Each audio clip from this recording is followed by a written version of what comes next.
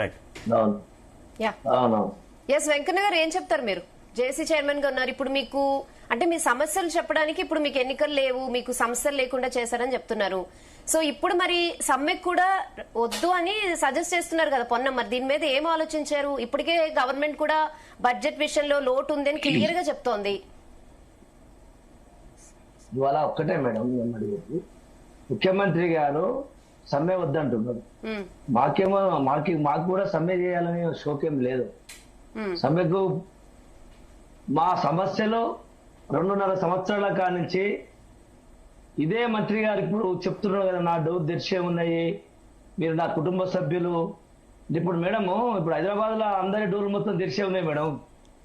మరి ఎవరింటికి పడితే వాళ్ళంటికి పోతారా? మీరు మేమెవరైనా దానికి ఒక పద్ధతి ఉంటుంది కదా. హైదరాబాద్ లో ఒక రాత్రిపూట మాత్రమే డోర్లు బంద్ అవుతాయి, పొద్దున్నాక డోర్లు మొత్తం తెరిచే ఉంటాయి. మరి ఏ డోర్ తెరిచి ఉంటే ఆ డోర్లకే పోతామా మనం? దానికి ఒక పద్ధతి, ఒక నియమ నిబద్ధత, ఒక విధానం అనేది ఉంటుంది కదా. మంత్రి గారు మీరు పెద్ద స్థానంలో కూర్చున్నారు. పద్ధతి అనేది, ఒక సిస్టమ్ అనేది మీరు అవలంబించండి. ఫస్ట్ మొదటగా కార్మిక సంఘాలుగా 2.5 సంవత్సరాల నుండి మీకు ఎన్నిసార్లు కలిసినాయి, ఎన్ని వినతి పత్రాలు ఇచ్చినాయి, ఎన్నిసార్లు మీతో చర్చలు జరిపినాం, ఎన్నిసార్లు మీకు మిమ్మల్ని వేడుకున్నాం, ఎన్నిసార్లు మిమ్మల్ని బతికిలాడినాం. ఏం చెప్తున్నారు మంత్రి? అనేక మంది కార్మిక వర్గం తరఫున మిమ్మల్ని కోరినాం కదా. మరి 2.5 సంవత్సరాల కాలం నుంచి ఇప్పుడు అదే మాట చెప్తున్నారు. మీరు 2.5 సంవత్సరాల కాలం నుండి మీరు స్టార్టింగ్ లో మీరు మంత్రిగా, రవాణా శాఖ మంత్రిగా ఏదైతే ప్రమాణీకరణ చేసిన తర్వాత చెప్పిన మాటలనే 2.5 సంవత్సరాలు ఈ రోజు కూడా మీరు అదే మాట చెప్తున్నారు. మంత్రి గారు అలా ఏమన్నా కొత్తదనం ఉన్నదా అనేది ఉంటే చెప్పండి. ఇప్పుడు మీరు ఇచ్చిన హామీనే మేము అడుగుతున్నాము. అయితే వెంకన్న గారు ప్రధాన మొత్తం 32 డిమాండ్లలో ప్రధానమైనటువంటి డిమాండ్ ఆర్టీసీని ప్రభుత్వంలోనూ విలీనం చేయడం. దానికి సంబంధించి కూడా మంత్రి గారు రెస్పాండ్ అయ్యారు. ఆల్రెడీ ఒక కమిటీ వేశాము, కమిటీ పరిధిలో ఉంది. ఇంత పెద్ద సంస్థను వెంటనే ఎలాంటి మార్గదర్శకాలు లేకుండా కూడా ప్రభుత్వంలో విలీనం చేయలేం కదా, దానికంటూ ఒక ప్రాసెస్ ఉంటుంది కదా, అది ఆలోచించాలని విజ్ఞప్తి చేస్తున్నారుగా. ఓకే అండి, ఇప్పుడు మీరు కమిటీ అంటారు, కాంగ్రెస్ ప్రభుత్వం వేసిందా బీఆర్ఎస్ ప్రభుత్వం వేసిన కమిటీ? అది ఎవరు వేసిన కమిటీ? మీరు కాంగ్రెస్ ప్రభుత్వం వచ్చినాక కమిటీ వేసినట్టయితే మాకు తెలియదు. అదేదో ఆ కమిటీ రిపోర్టు బహిర్గతం చేయమంటే మీరు ఎందుకు చేస్తలేరు? ఏ సంవత్సరంలో కమిటీ వేసిండ్రు? ఆ కమిటీకి చైర్మన్ ఎవరు, సభ్యులు ఎవరు? అచ్చా, దానికి ఒక కాల పరిమితి ఉంటుంది కదా. మీరు ఎన్ని రోజులలో మీరు నివేదిక సమర్పించమని ఆ యొక్క కమిటీకి మీరు ఆదేశాలు ఇచ్చిండ్రు. ఇప్పుడు 2.5 సంవత్సరాల కాలంలో ఆ కమిటీ రిపోర్టు పైన మీరు ఎప్పుడు పరిశీలించారు, ఎప్పుడు మీరు సమీక్ష చేసిండ్రు? ఆ కమిటీకి అసలు ఆ కమిటీకి చైర్మన్ ఎవరు, ఎవరి దగ్గర ఉన్నది ఆ కమిటీ? ఆ కమిటీ యొక్క నివేదిక ఎప్పుడు తయారైందా? మీరు అడిగారా కమిటీ డీటెయిల్స్ ఇమ్మని అడిగారా? అడిగాము అండి, నిన్న అడిగితేనే మంత్రి గారు చెప్పారు, మేము చూపెడుతున్నాము, పత్రికలు విడుదల చేస్తామన్నారు. అది విడుదల చేయమని చెప్పండి. ఆ డేటు, ఆ ఎవరు విడుదల చేసిండ్రు, ఎప్పుడు కమిటీ ప్రకటించారు. ఇంకొకటి మేము అడుగుతున్నామండి, చాలా విచిత్రమైనటువంటి విషయం ఏంటంటే, పక్క రాష్ట్రంలో జగన్ ముఖ్యమంత్రిగా ఉన్నప్పుడు ఆంధ్రలో ఆయన ఎన్నికల మేనిఫెస్టోలో పెట్టిండు, నేను కూడా ఆర్టీసీ ఉద్యోగులను ప్రభుత్వంలో విలీనం చేసుకుంటాను. పక్క రాష్ట్రంలో విలీనం అయిపోయారు కదండి. ఇది ఏమి పెద్ద బ్రహ్మచోద్యం నాకు అర్థమైతలేదు. పక్క రాష్ట్రంలో విలీనం చేసినట్టుగానే మీరు చేసుకుంటే సరిపోతుంది కదా. ఉమ్మడి రాష్ట్రం ఇప్పుడు వాళ్ళు తెలుగులే, మేము తెలుగులే, మనకేమో హద్దులు సరిహద్దు కూడా ఏం లేవు కదా. ఇండియా పాకిస్తాన్ లెక్క మనకు గేట్లే మూయలేదు కదా. ఏమున్నది, మేమే తీసుకొచ్చి ఇచ్చినాము. ఆంధ్రలో విలీనం సంబంధించినటువంటి అంశాలు మొత్తం ఆ యొక్క నివేదిక, ఆ విలీనం చేసినటువంటి విధి విధానాలు టోటల్ గా ఈ యొక్క తెలంగాణ ప్రభుత్వం దగ్గర ఉన్నవి. అయినా అది ఎంతసేపు అండి, ఇవాళ పొద్దుగాల ఫోన్ చేస్తే సాయంత్రం పట్టుకొచ్చి ఇస్తారు మీకు.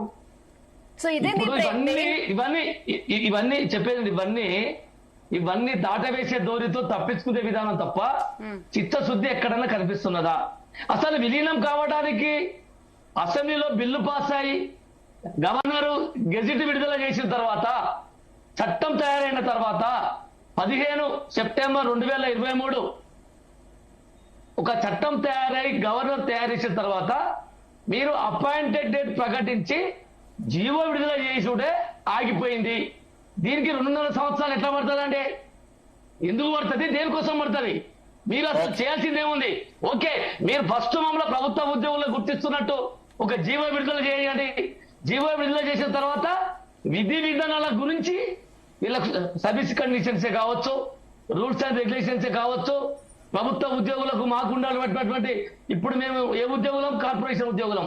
కార్పొరేషన్ ఉద్యోగుల నుండి మేము ప్రభుత్వ ఉద్యోగులు మారినప్పుడు ఏ విధమైన సౌకర్యాలు కావాలి వద్దనే దాని మీద అప్పుడే ఒక కమిటీ ఫస్ట్ మాకు విలీనమైనట్టుగా మాకు అపాయింటెడ్ ప్రకటించి మాకు జీవో విడుదల చేయండి.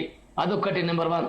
ఓకే, ఇలా ఒక్క పైసా మీరు ఆర్థిక ఇబ్బందులు అంటున్నారు కదా, ఒక్క పైసా ఖర్చు లేని యూనియన్లకు సంఘాలకు ఎన్నికలు ఎందుకు పెట్టట్లేదు? మీరు ఎన్నికల మేనిఫెస్టోలో పెట్టారు. గత ప్రభుత్వము నిరంకుశ ప్రభుత్వం రాక్షస పాలన చేసింది, మమ్మల్ని అదిగోస పెట్టుకున్నది, ఆర్టీసీని మొత్తం విధ్వంసం చేసింది, నామరూపాలు కూడా చేసింది. 10 సంవత్సరాలలో మమ్మల్ని 10 రకాలుగా వేధించింది, మోసపెట్టింది. కాబట్టే ఆ ప్రభుత్వం వద్దనుకున్నాం.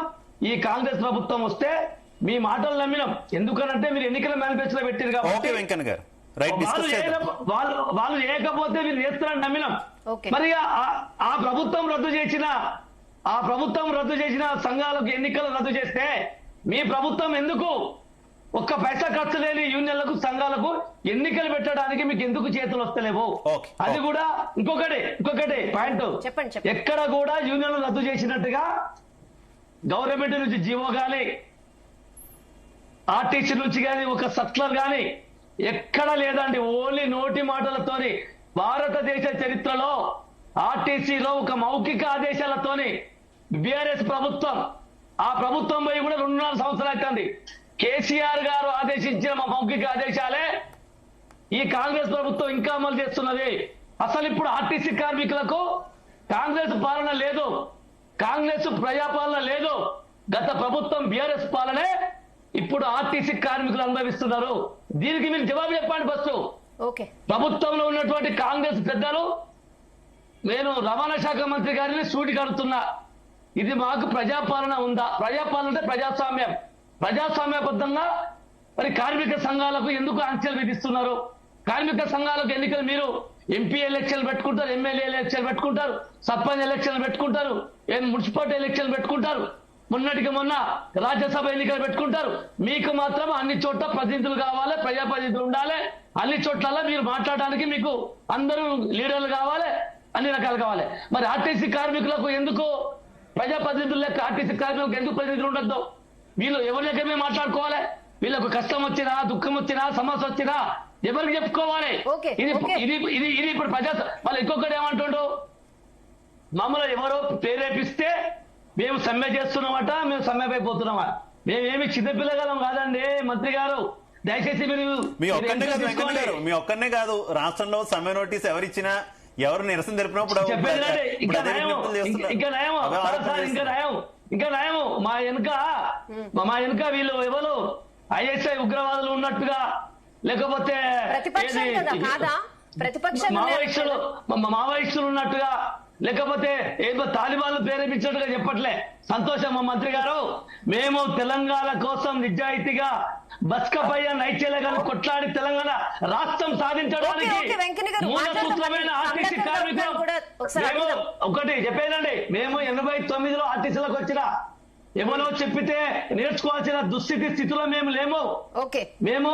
మేము ప్రతిపక్ష యూనియన్ కాదండి, ప్రతిపక్ష పార్టీకి సంబంధం కాదు.